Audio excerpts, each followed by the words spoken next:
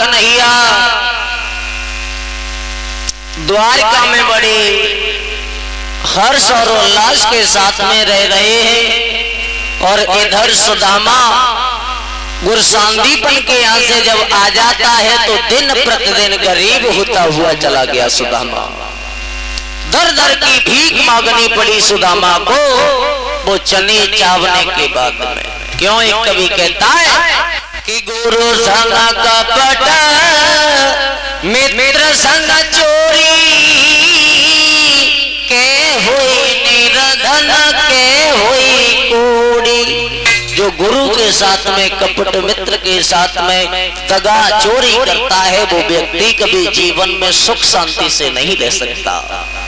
आज दर दर भीख मांग रहे हैं सुदामा। ऐसा ही नहीं कि दर दर बेचारे द्वार द्वारी और दाता दाता चिल्लाते।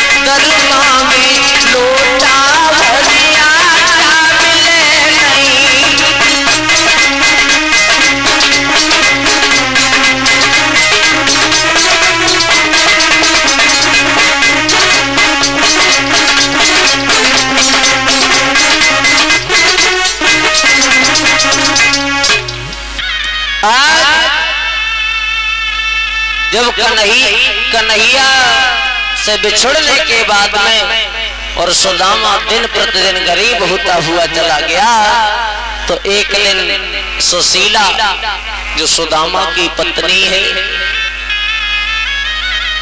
हाथ जोड़ करके सुदामा से कहती है, हे नाथ, कौन से पाप हमने किए थे जो आज ये दिन हमें देखने के लिए मिल रहे हैं।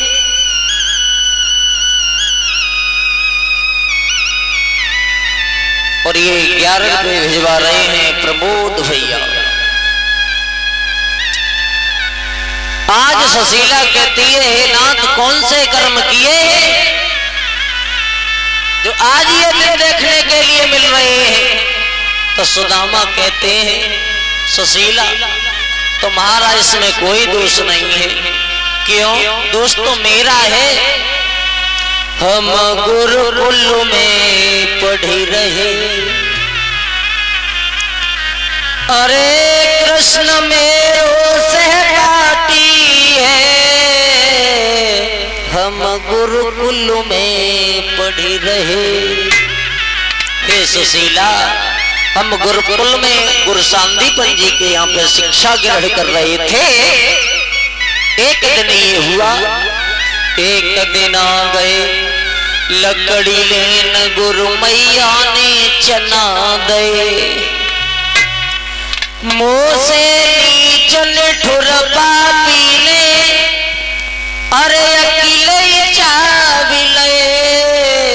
हम गुरुकुल में पढ़ रहे। हे सुशीला, हम गुरुकुल में पढ़ रहे थे, मैया ने हम एक दिन लकड़ी लेने के लिए जंगल में गए तो मैया ने चना दिए जो मैंने अकेले चाव लिए। तभी अरे चाबे चना जब ही अकेले मोहन ने श्राप दे, ताई श्राप के कारण सुशीला अरे दीन गरीब भये हम गुरुकुल में पढ़े रहे। हे सुशीला तुम्हारा इसमें कोई दोष नहीं है। तो सुशीला हाथ जोड़ करके कहती है नाथ ऐसा करो कैसा करो, आप चले जाओ भगवान के पास में और अपनी गलती की अपनी भूल की क्षमा मांगना, वो तुम्हें जरूर माफ कर देंगे। तो सुदामा कहते हैं सुशीला पागल हो, इतना बड़ा है कन्हैया, इतने बड़े घर का है, राजा है, अरे मुझे पहचान तक नहीं पाएगा, और अगर उसने मुझे पहचाना नहीं सुशीला मेरी बेइज्जती हो जाएगी। सुशीला कहती है नाथ ऐसा नहीं है, वो तुम्हें जरूर पहचानेंगे, आप चले जाओ। आज सुदामा जाने के लिए तैयार तो हो गए, लेकिन कहने लगे सुशीला पास में कुछ है नहीं, और गुरु के यहाँ मित्र के यहाँ जब जाया जाता है तो पास में कुछ होना चाहिए ले जाने के लिए। तो मैया सुशीला भाग करके गई है और 2-3 मुट्ठी चावल कहीं से लेकर के आई है, सुदामा को दिए हैं और सुदामा चले। सुदामा धीरे धीरे धीरे धीरे द्वारिका में पहुंच गए और द्वारिका के नजदीक जाकर के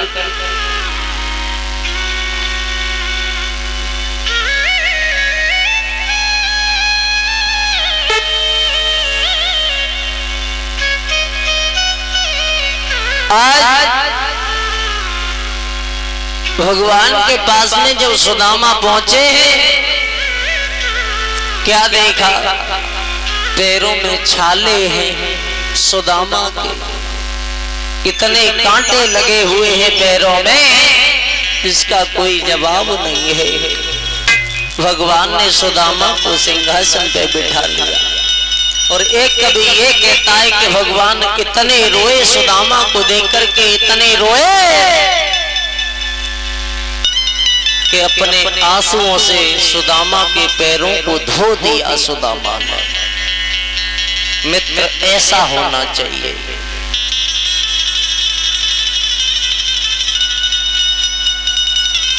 आज सुदामा से एक बात कही है भगवान ने, भैया तुम आए हो, भाभी ने मेरे लिए कुछ न कुछ भेजा होगा।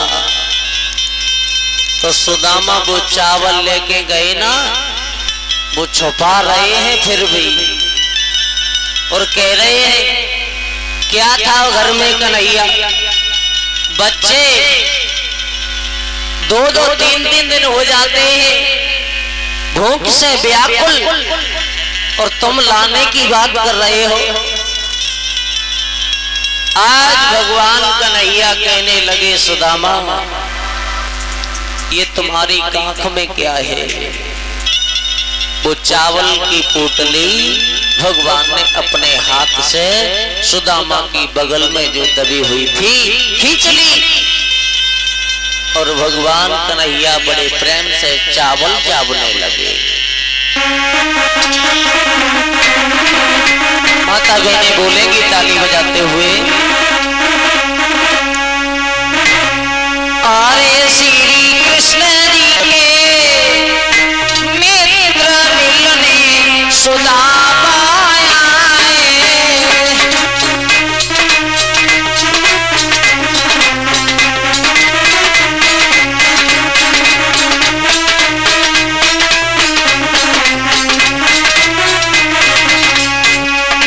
चावल लाई हो तो एक एक करके उठती जाओ और यहाँ चढ़ाती जाओ और बैठती जाओ, ठीक है? हाँ।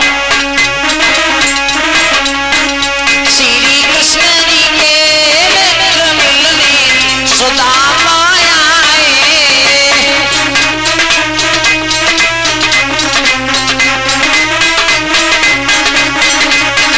पहली मुट्ठी भरी श्याम चबीली,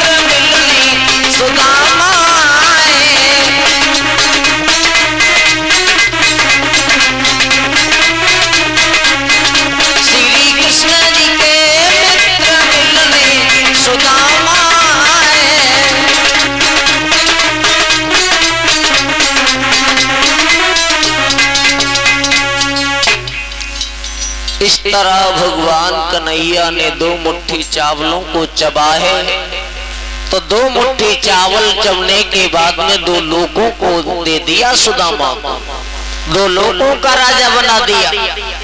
तीसरी मुट्ठी जैसे ही चबना चाहा वैसे ही रुक्मिणी ने हाथ पकड़ लिया और कहने लगी, हे नाथ, एक भिखमंगा को राजा और खुद भिखमंगा बनना चाहते हो? तो कन्हैया कहते हैं, रुक्मिणी आज तुमने अच्छा नहीं किया, भक्त के लिए भगवान क्या नहीं कर सकता। आज मैं सुदामा को सब कुछ देने के लिए तैयार था, लेकिन तुमने बीच में ये मेरा हाथ पकड़ करके बहुत गलत कर दिया। अब थोड़े दिन तक सुदामा रहे द्वारिका में, उसके बाद में सुदामा चलने की तैयारी करते हैं। इधर भगवान ने योग माया को इशारा दिया है, रातों रात में योग माया के द्वारा पूरी सुदामापुरी को बदल दिया गया। ऊंचे ऊंचे महल, ऊंची ऊंची अटारियां बनवा दी गई योग माया के द्वारा। भगवान कन्हैया से आदेश लेते हैं सुदामा और कहते हैं, हे मित्र, अब हमें आज्ञा दीजिए, अब हम अपने घर के लिए जाएंगे। तो कन्हैया कहते हैं सुदामा भैया थोड़े बहुत दिनों तक और रुक लो। सुदामा कहते हैं भैया बहुत दिन हो गए, अब घर भी देखेंगे। चले सुदामा। तो सुदामा सोचने लगे कि कन्हैया की कितनी पत्नियां हैं, 16,108 द्वारिका में। अगर ये एक रुपया हमें देंगी तो 16,108 रुपया हमारे पास आ जाएंगे। तो कुछ दिनों को तो खर्च चलेगा ही, लेकिन सुदामा चले हैं तो भगवान ने एक फूल दिया है और राम राम कह करके विदा ली है सुदामा। और जब सुदामा अपने सुदामापुरी में आए हैं तो क्या देखा, ऊंचे ऊंचे महल बने खड़े हैं। जहाँ झोपड़ी बनी थी वहाँ सुंदर सा भवन बना हुआ है। तो सुदामा सोच रहे हैं मुझे ऐसा लगता है, मुझे कैसा लगता है, ऐसा लगता है कि हम कहीं गलत जगह आ गए।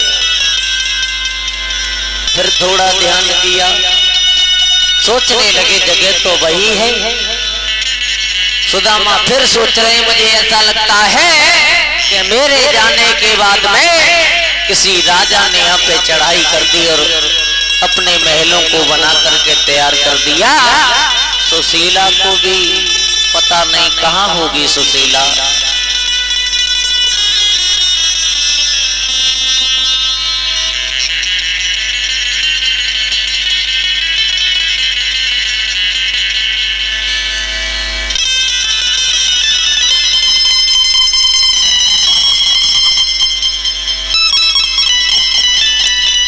आज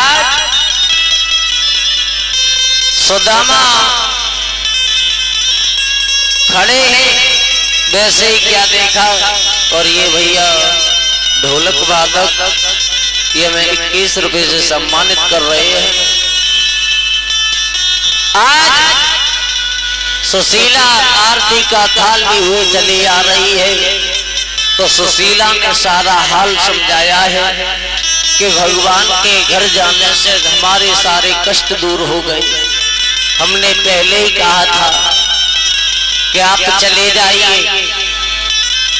आज हंसी खुशी के साथ में सुदामा अपनी सुदामापुरी में सुशीला के साथ में रहने लगे। आओ इधर देखेंगे, अच्छक चला है।